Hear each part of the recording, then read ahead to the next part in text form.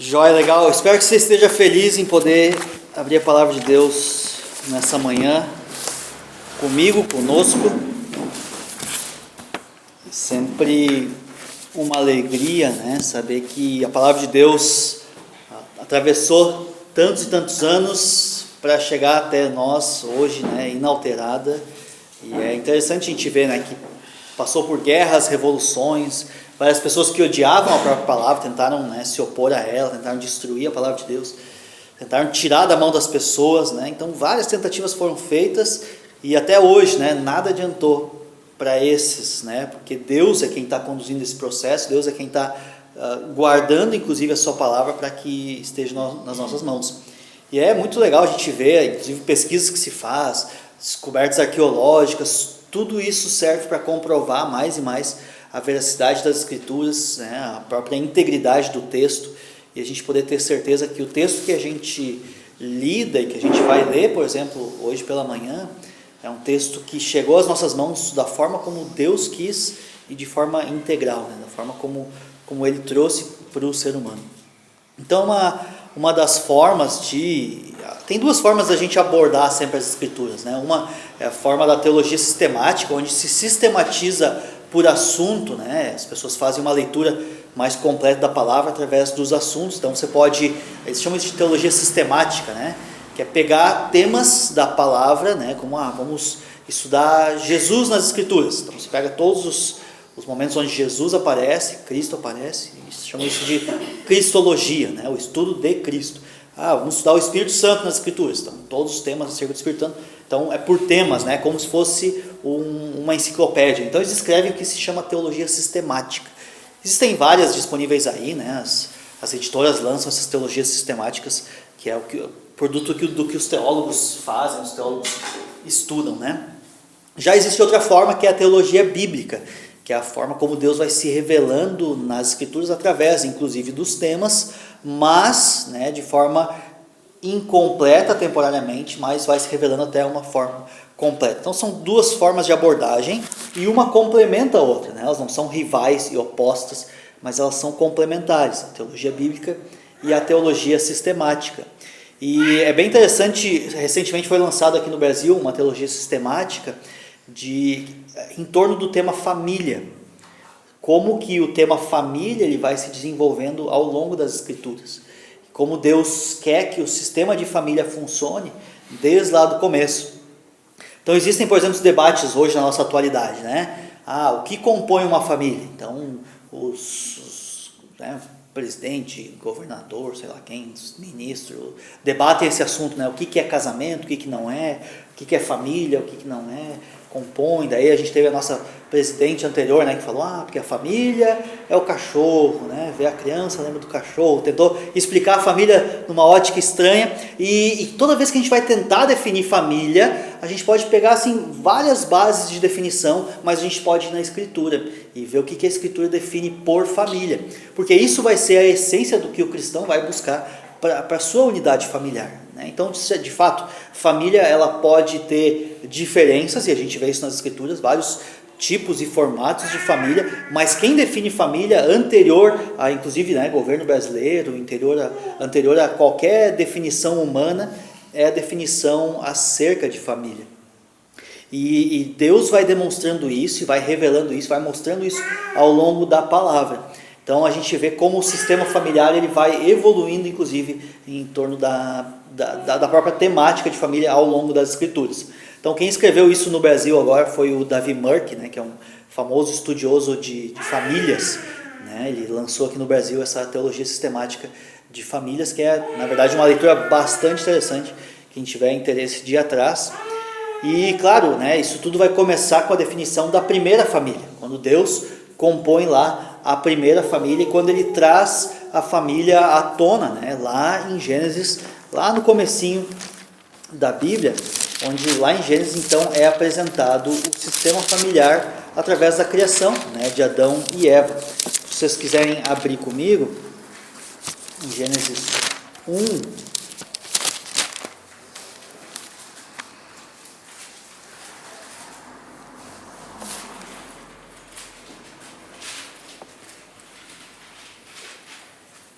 Gênesis 1, a partir do 27, lá no comecinho da Bíblia, né, Deus começa já a definir o que é família. Ele diz assim no versículo 27, criou Deus, pois o homem, a sua imagem, a imagem de Deus o criou, homem e mulher os criou. Então Deus, o próprio Deus, vem e cria o homem e a mulher, e Deus os abençoou e disse: sede fecundos, multiplicai-vos, enchei a terra e sujeitai-a, dominai sobre os peixes do mar, sobre as aves dos céus e sobre todo o animal que rasteja na terra. E disse ainda Deus: eis que tenho dado todas as ervas que dão semente e se acham na superfície de toda a terra, e todas as árvores em que há fruto que dê semente, isso vos será para mantimento. Então Deus, quando cria, quando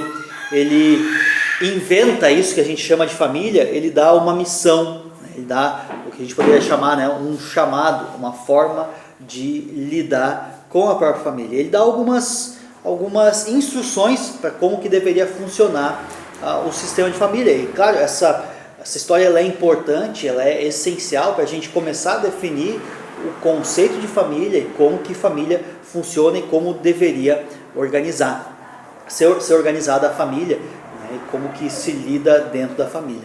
Então é muito fácil a gente identificar quando uma família é disfuncional, né, quando as coisas não estão acontecendo bem dentro de uma família. Alguns anos atrás, acho que faz uns 5 anos mais ou menos, o Brasil inteiro se deparou lá com uma notícia, né, do que aconteceu lá num zoológico lá em Cascavel, no Paraná.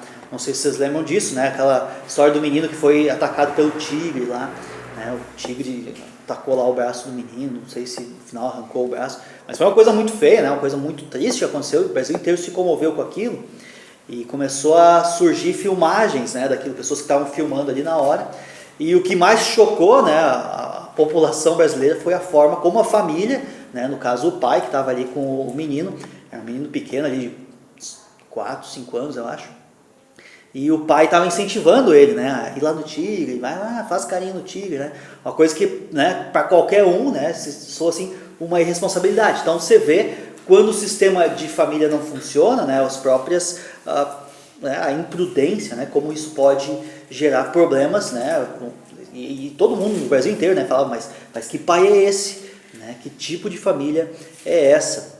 E aí se começou um debate, né, é culpa do zoológico, né, que não botou cerca suficiente, que não botou aviso lá dizendo que o tigre era perigoso.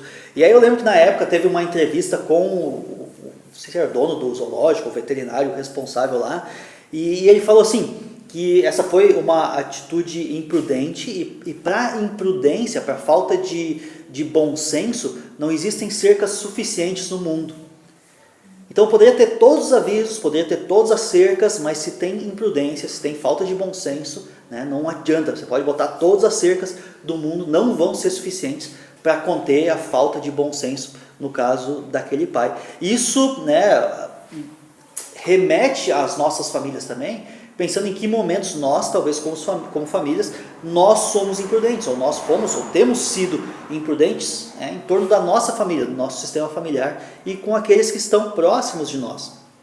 E a gente sabe, né, que aqui quando a família é criada, lá em Gênesis 1, ela é criada, diz lá, então, a semelhança, a imagem e semelhança de Deus. Ela é criada de forma semelhante ao que deveria ser uma imagem para que Deus fosse representado na terra. Então, aquele relacionamento, inclusive, entre homem e mulher, era para servir como um bom relacionamento para espelhar a glória de Deus que está no céu. E essa família, então, devia, diz ali o texto, né, se multiplicar, sede fecundos e enchei a terra, dominando sobre a terra. E dessa forma, então, né, as famílias e a humanidade deveriam espelhar a glória de Deus que está nos céus. E a gente sabe, né, vocês conhecem a história, vocês sabem o que vai acontecer. Né? Essa primeira família, ela recebe um ataque do inimigo. Então, uma família que tinha uma missão, um chamado de encher a terra e sujeitar a terra sob a sua autoridade, ela faz algo contrário. Né? Ela é atacada pelo inimigo e ela escuta esse mau conselho. Então, o primeiro ataque que acontece contra a família é o próprio ataque de Satanás.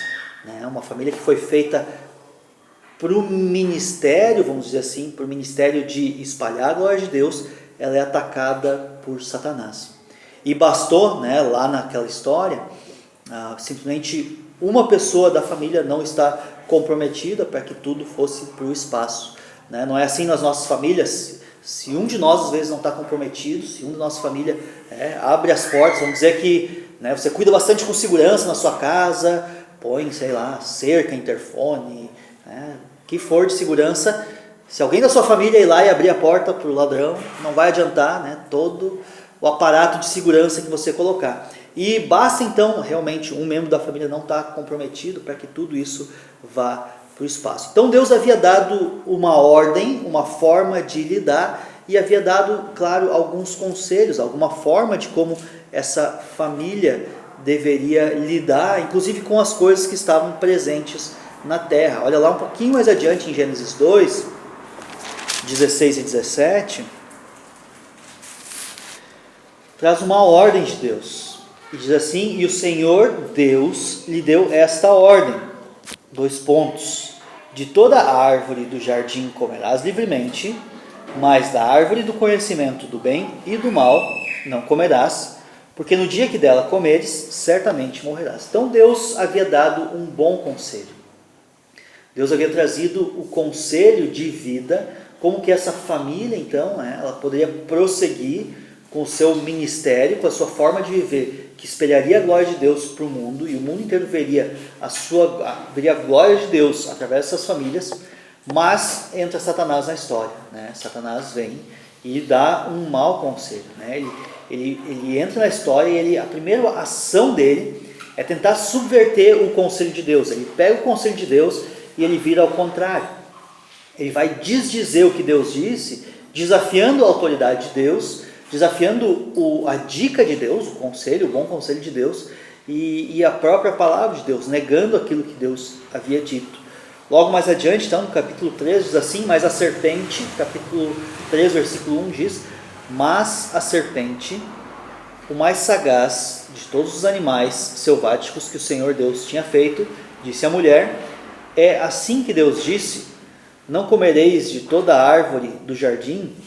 Então ele levanta a dúvida, ele começa a questionar: tá, mas será que é isso mesmo que Deus disse? Será que é dessa forma que Deus quer mesmo? Deus não pediu para que vocês comessem de tudo, né? Que Deus é esse que coloca esses tipos de limitação? E às vezes uma das formas que a gente acaba lendo esse texto é exatamente essa, né? A gente começa a questionar Deus e pensar: tá, mas por que Deus tinha que colocar essa árvore lá no meio do jardim? Por que Deus fez assim, né? Deveria. E da mesma forma como Satanás fez aqui, ele começa a desafiar e requestionar Deus, a gente faz ainda hoje, né? A gente começa a levantar questionamentos acerca de Deus, duvidando inclusive da bondade de Deus e desafiando quem Deus é na sua imensa sabedoria e no seu pleno conhecimento.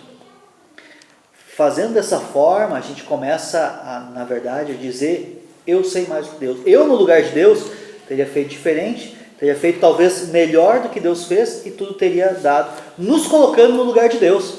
E é exatamente isso que Satanás faz aqui, quando ele traz um mau conselho. E ele incentiva o ser humano a agir dessa forma, e começar a agir dessa forma. E Eva é levada a essa dúvida, e a esse questionamento.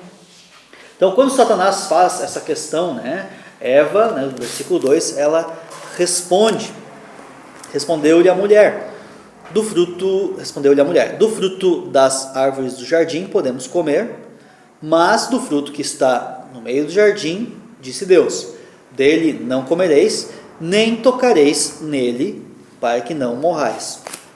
Então, como a gente vê, né, é bem claro a forma como Eva estava interpretando aqui a ordem de Deus. Ela dá uma mudada mais ou menos na ordem de Deus, dando uma distorcida, talvez por não ter entendido completamente, talvez por ter quase que adicionado a própria ordem de Deus, né? Deus não tinha dito: não tocareis nele. É um objeto de muito debate, por que Eva não simplesmente repete o que Deus tinha falado, mas ela dá uma modificada. Talvez por esse fato de estar sendo requestionado, ela tenta distorcer inclusive a palavra de Deus, né? Talvez colocando mais cercas em torno de si mesmo. E o que Satanás faz então? Versículo 4, Então a serpente disse à mulher: é certo que não morrereis. Então, claramente, o que Satanás faz é negar a palavra de Deus. Negar, dizer que a palavra de Deus não tem valia, dizer que a palavra de Deus não tem todo esse peso, né? Não, isso certamente não vai acontecer. Então existem várias formas como é que hoje isso acontece de forma prática, né? Como que hoje as pessoas negam a palavra de Deus. Muitas delas vão dizer, né, não, a Bíblia não faz sentido nenhum, é um livro antigo, escrito por homens, modificado por homens, blá blá blá, né? Aquele papo que a gente escuta sempre, né? E se você debate Bíblia ou conversa de Bíblia com pessoas por aí, você vai escutar esse papo. Não, isso é só um livro modificado, blá blá blá blá blá, negando assim a palavra de Deus, né? Sendo instrumento do que Satanás faz aqui, né? Negando a palavra de Deus e fazendo parecer que a palavra de Deus não tem importância, né? Quando, por exemplo, a gente é desafiado a fazer algo que é errado, né? Hoje tem uma frase que o pessoal fala que é assim: não, isso não dá nada. Dá nada. E é o que Satanás faz aqui, né? Não, isso não dá nada. Comer desse fruto não dá nada, né? Não vai acontecer. E o que ele faz para encerrar aqui a forma como ele lida? Ele acusa o próprio Deus. Olha lá o versículo 5. Porque Deus sabe que no dia em que comerdes, se vos abrirão os olhos, e como Deus sereis conhecedores do bem e do mal. Então ele acusa o próprio Deus de não ser bom. Ele acusa o próprio Deus de estar mentindo e dizendo coisas que não vão se cumprir. E muito pelo contrário, né? Não, em vez de morrer, o que vai acontecer? Vocês vão ter uma nova visão das coisas, vocês vão entender melhor todas as coisas. Vocês vão ser os grandes conhecedores do bem e do mal e de tudo que acontece. E de fato, eles conheciam o bem, mas eles não conheciam o mal, de ter vivenciado o mal. Eles não tinham conhecimento do mal. E a partir dali, então, quando eles vão aceitar esse conselho errado, quando eles vão seguir esse conselho mal, eles vão conhecer de fato o que é mal e a grande maldade. E o mau conselho, ele está presente no nosso dia a dia, ele está presente muitas vezes nas conversas de amigo, às vezes, né, de amigos assim, às vezes, né, conversas dentro da família.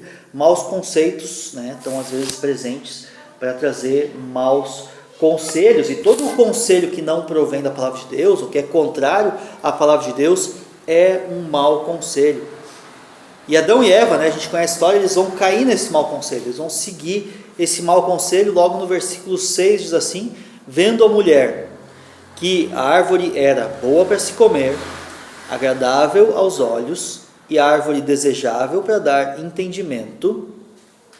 Veja bem que eles falam que ela era boa para comer, né? Então agradável ao paladar, agradável também aos olhos, né? Então são desejos aqui que se criam, né? Eva estava observando e analisando e pensando: não, mas parece realmente bom, tudo que eu quero, tudo que eu desejo de alegria está presente nessa árvore, nesse fruto, né? Vai trazer um gosto bom, né? Tem um aspecto visual bonito, me parece bom. E não só parece bom, mas vai me trazer algo bom, né? Disso eu vou trazer algo bom, vai ser, ela é desejável para dar entendimento. Então o que ela fez?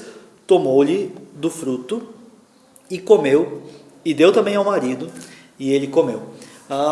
Alguns também debatem, né, qual que é o papel de Adão aqui, né? Onde que estava Adão? E aparentemente o que é fato é que Adão estava logo ao lado, né, de Eva. Aparentemente ele estava junto ali de Eva, né?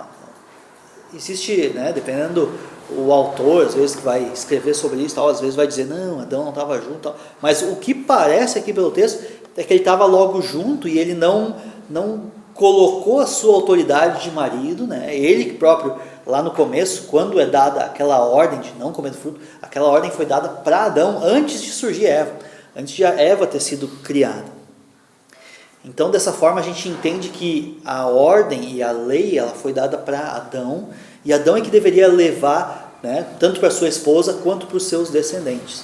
E não é à toa, né, que no sistema de família, Deus coloca o marido como sendo o grande líder da família em termos espirituais.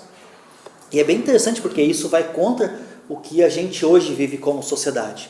Teve um casal que chegou da nossa igreja recentemente, eles se converteram lá na Unidos lá, e então eu fui ensinar para eles o que é ser uma família cristã, um casal cristão, e eles assim têm uma mente bem aberta, assim como casais do mundo mesmo, né? E aí eu falei que o marido deveria ser o líder do lar.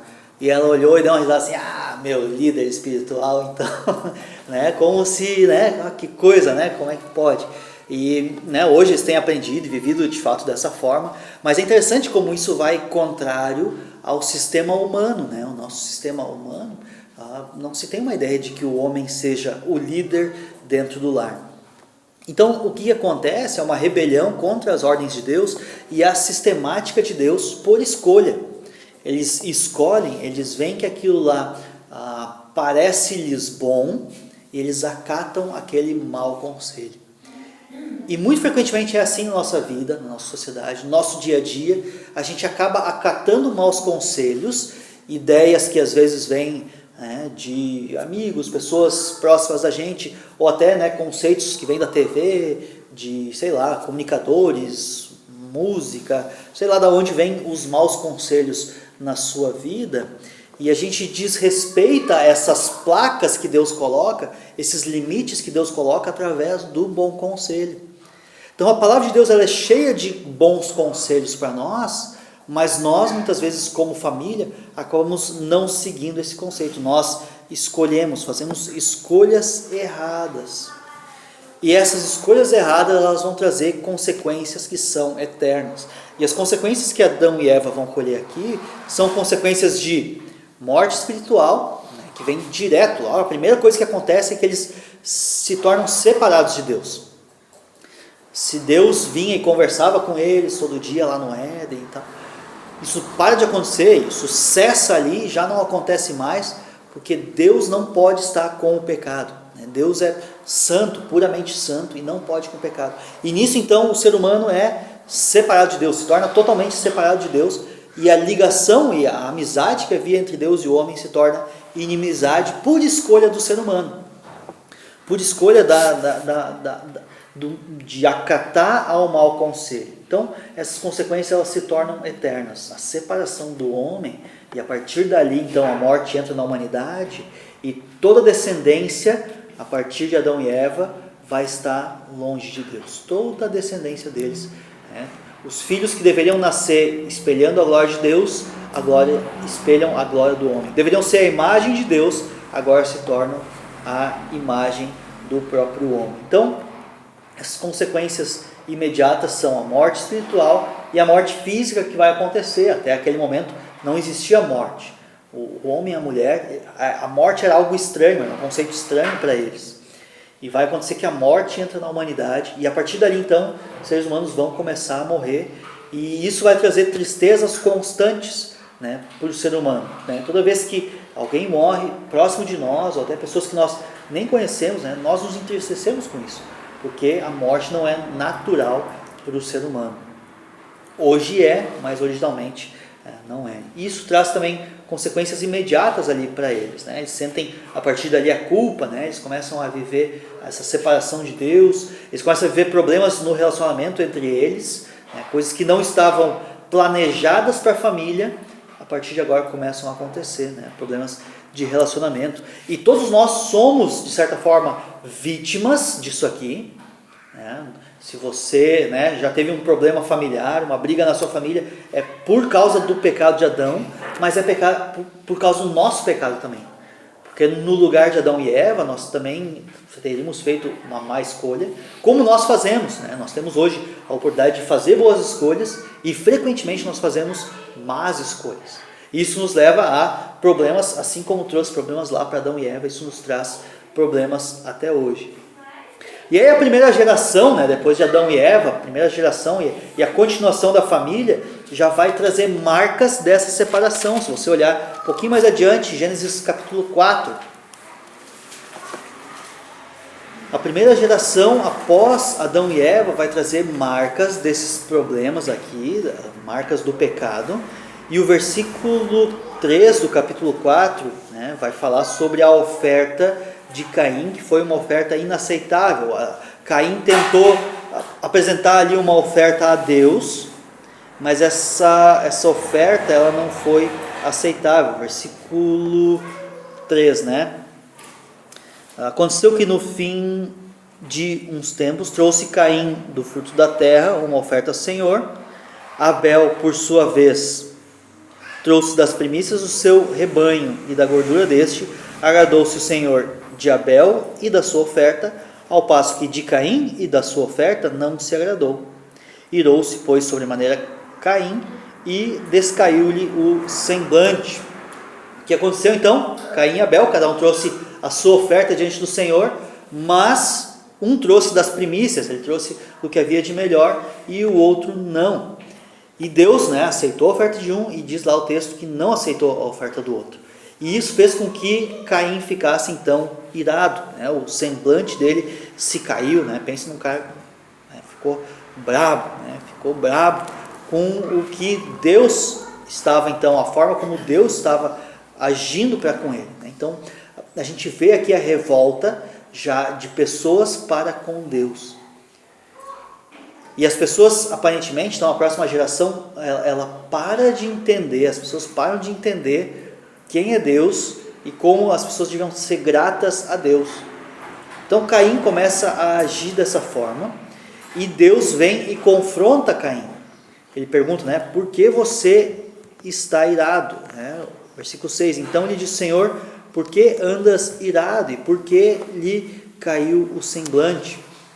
Então Caim ele tinha duas opções, né? A partir dessa resposta fazer o certo e se sentir bem diante do Senhor, né? Ser livre da culpa, arrepender-se, né, do que fez de mal, ou ele pode fazer o que é errado. Só que se ele for fazer o que é errado, isso vai trazer mais pecado e mais destruição. E o que vai acontecer, né? Olha que ele fala no versículo 7, se procederes bem, não é certo que serás aceito. Se todavia procederes mal, eis o pecado que jaz à porta. O seu desejo será contra ti, mas te cumpre dominá-lo. Então, esse versículo ele é muito chave aqui para a gente entender tudo o que está acontecendo até aqui e o que vai acontecer adiante, né? No sentido de o desejo e o domínio sobre o desejo. Eva teve um mau desejo, baseado em maus conselhos, ainda assim ela teve a opção. Adão teve um mau desejo, junto com Eva, tomou uma má decisão, e Caim, né, poderia ter mudado toda a história, ter feito uma boa escolha, ter feito um domínio sobre o seu desejo, a qual ele deveria ter dominado, feito boas escolhas, boas decisões a partir disso, mas ele descumpre isso, né? A gente sabe o que ele vai fazer logo mais adiante. Ele vai chamar o seu irmão ao campo, vai assassinar o seu próprio irmão, né? E isso vai trazer danos, né, sobre toda a família, né? Você pode imaginar, talvez isso acontecendo na sua família, né? Seus filhos brigando entre si a ponto de um matar o outro, né? Uma tragédia. A primeira família é uma tragédia, né? Se a gente tivesse, sei lá, Datena naquela época, né, narrando, né, que família é essa, né? Filho mata filho, né? Se a gente tivesse qualquer comentarista, né, falando sobre isso, que terror, e é um terror o que vai acontecer aqui, porque o desejo de Caim, o próprio Caim não quis, ele decidiu não dominar esse desejo, mas ele decidiu dar vazão ao seu desejo, e o mau desejo é a raiz de todo pecado. Todo pecado ele parte de um mau desejo. Eu quero coisas, eu desejo coisas, e essas coisas não acontecem, não são cumpridas. No caso, Caim queria ter a aprovação de Deus, mas ele queria ter a aprovação de Deus da forma como ele queria, não da forma como Deus pedia para ele. Ele diz, então eu vou fazer, né, vou me vingar da forma como eu achar melhor. E às vezes a gente lida assim no nosso dia a dia, né? A gente quer coisas na nossa família, né? A gente quer ter paz, tranquilidade, né? Eu quero poder assistir lá minha notícia sossegado, e aí vem umas crianças gritando, desenho, né? E um mau desejo, que originalmente não era algo mau, era simplesmente um desejo de assistir notícia, é bom, é justo, é honesto o meu desejo, mas se eu não dominar o meu desejo, o que vai acontecer? Ele pode extravasar para o pecado, né? Eu posso reagir de formas pecaminosas. E Deus nos dá escolhas a ser feitas diariamente.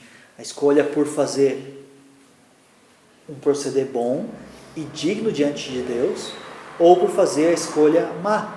Versículo 7, se procederes bem, não é certo que será aceito. Deus diz, você tem que fazer a boa escolha. Todavia, se procederes mal, eis que o pecado jaz à porta. Jaz à porta, o pecado está logo ali adiante. Cumpre a nós, o seu desejo será contra ti, mas a ti cumpre dominá-lo. Nós devemos dominar sobre o desejo e não o desejo dominar sobre nós. Então essa família de Adão e Eva aqui, Caim e Abel, ela mostra uma necessidade de restauração. Existe uma necessidade de que algo aconteça. E é interessante como a gente aprende com as famílias da Bíblia.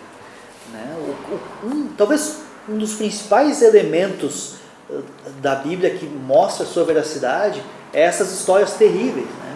Se fosse alguém tentando maquiar a história e contar assim só por cima, não traria essas tragédias todas. Ia ser omitido ali.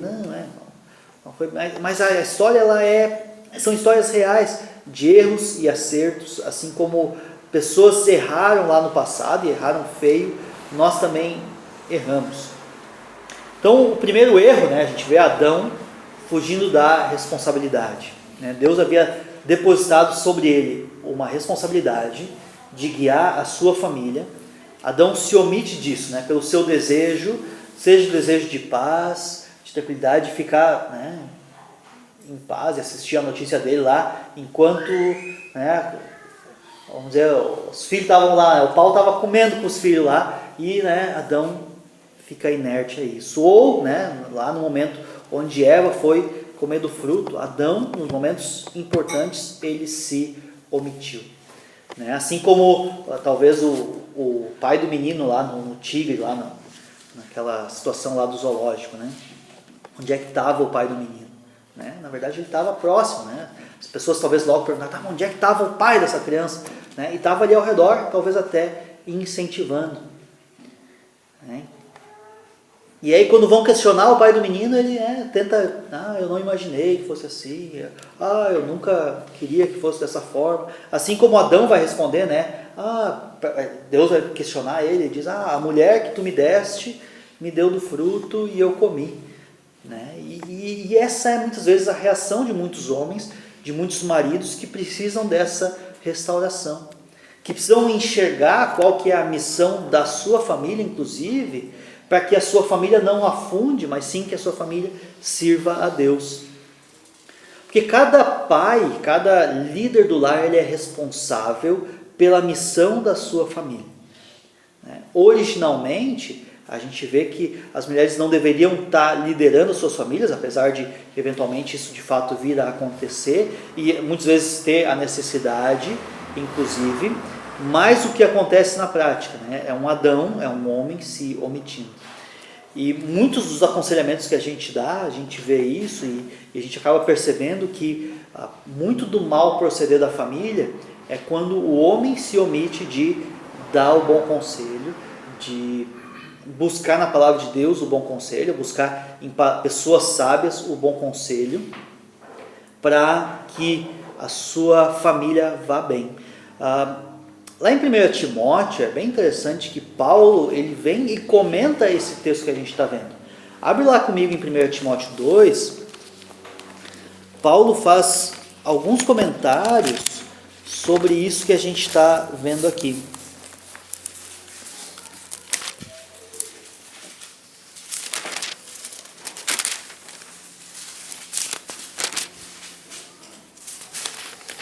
Timóteo 2, 14.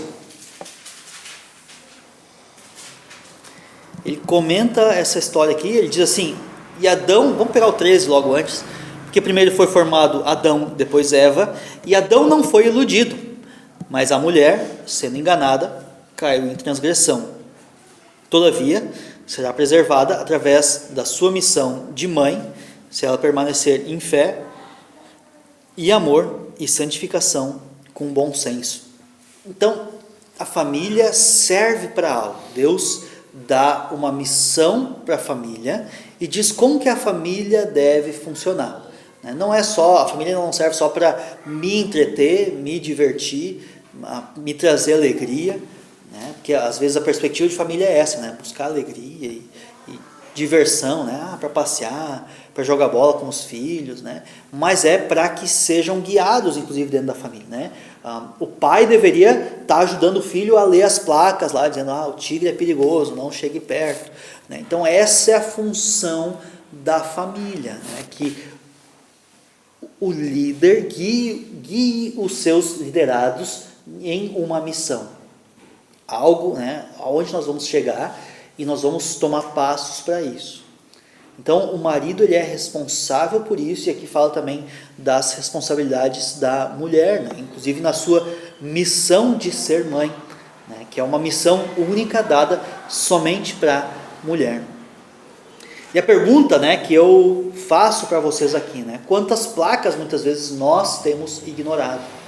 Quantas placas você tem ignorado, talvez na sua missão dentro da família, na sua função dentro da família?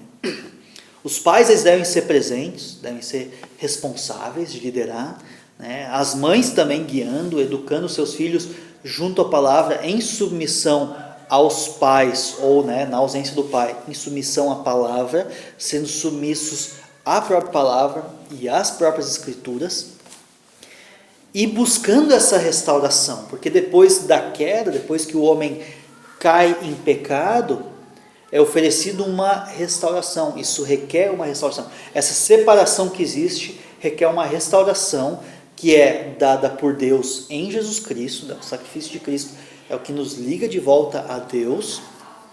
E essa separação, então, ela pode ser obtida pelo ser humano através de Jesus Cristo. Mas isso depende de cada um de nós, de entender isso, entender essa função, essa restauração de Jesus Cristo, para que a família, inclusive, possa ser restaurada.